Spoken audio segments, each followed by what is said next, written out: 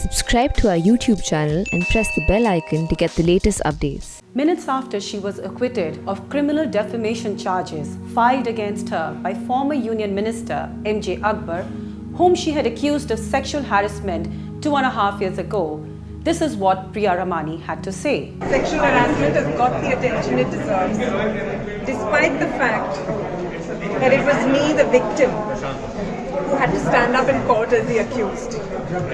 I thank everyone who stood by me, especially my two witnesses, Ghazala Wahab and Niloofar Venkatraman, who came to court and testified on my behalf. I thank the court for this verdict.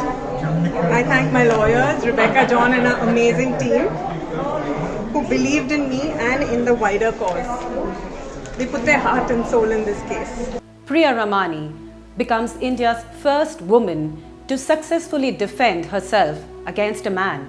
In this case, a powerful politician with the ruling BJP, whom she accused of sexual harassment.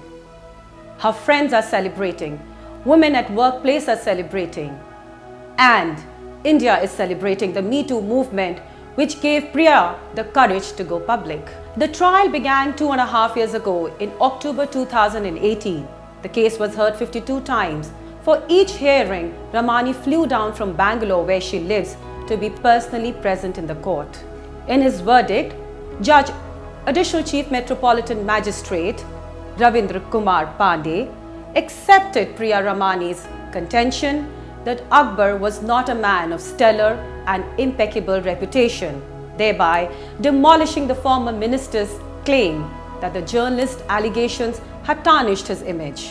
Akbar, who was present in the courtroom, walked out along with his team of lawyers when the judgment was pronounced. The story begins 2 years ago when Priya Ramani went public with a tweet against M.J. Akbar saying he was the man she had been referring to in a 2017 article in which she narrated her personal experience of sexual harassment as a young woman journalist. In the article, in Vogue magazine, Priya did not name her alleged assaulter, but speculation was rife. And when the Me Too movement broke in India, in the wake of the uproar against the very powerful American Hollywood producer, Harvey Weinstein, unlike what people imagined, a dam did not burst. Some allegations were made against men, but most women kept quiet, worried about dragging the name or family honor, or simply unable to summon the requisite proof that would be needed in case such a matter went to court. Priya Ramani and Ghazala Wahab were exceptions to the rule. In the Vogue article, which was headlined "To the Harvey Weinsteins of the World," Ramani recounted her first interaction with Akbar in 1994 at a hotel in Mumbai, where she went to meet him for a job interview. Ghazala Wahab, a journalist with Force magazine, also came out in public about the sexual harassment, assault and humiliation she had suffered at the hands of M.J. Akbar as a young colleague of his in the Asian Age newspaper, of which he was the editor at that time. M.J. Akbar, by then a Minister of State of External Affairs in the Modi government, couldn't escape the limelight. He filed a criminal case against Priya on 15 October 2018, accusing her of making false and fabricated allegations against him. At first, the BJP government tried to brazen it out, saying that these things were deep in the past when Akbar was a journalist and not a member of the parliament. But when the backlash did not subside, Akbar was forced to step down from his ministerial portfolio, saying he was deeply disturbed by the allegations. Over the last 2.5 years, Akbar and Priya Ramani have faced each other across in the court, even as their lawyers argued the case. During the trial, Ghazala Wahab was called to stand as a prime witness in defense of Priya Ramani. Ghazala took the stand, mustering courage to face her former assaulter. Priya's case was actually more than unusual.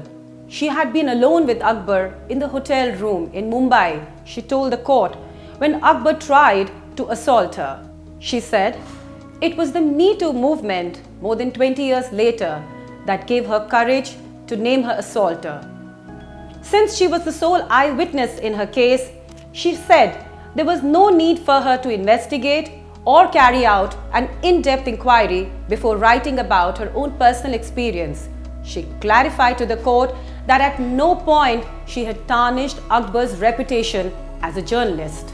The verdict on Wednesday is unusual because the court accepted Priya Ramani's argument about the assault, saying that despite how well respected some persons are in the society, they in their personal lives could show extreme cruelty to the females. At no point did the court imply that Ramani was not telling the truth or nothing but it. In fact, the court brushed aside Akbar's contention that Ramani's allegations were false, as she did not lodge a complaint at the time when she faced the harassment. On this aspect of delay, the court said Ramani could not have sought redressal for being subjected to sexual harassment because it took place before the 1997 Supreme Court verdict that set out the Vishakha guidelines meant to deal with such instances at the workplace. The judge accepted that there was no mechanism then where Ramani or other women could have gone for redressal of their grievances when the assault took place in 1994. So what happens now? Will MJ Akbar take the matter to a high court? Will Priya Ramani get any compensation of any kind? While the jury is out on the first question, on the second, there is no question of compensation because Priya has not sought one. Priya Ramani fought to salvage her honor and for the right to speak up against sexual harassment and assault, as she said when she walked out of the court on Wednesday afternoon. And I quote, "This case was not about me, but about women experiencing sexual harassment at workplace." For The Print, this is Bhadra Sinha. For more, do visit theprint.in and follow us on social media.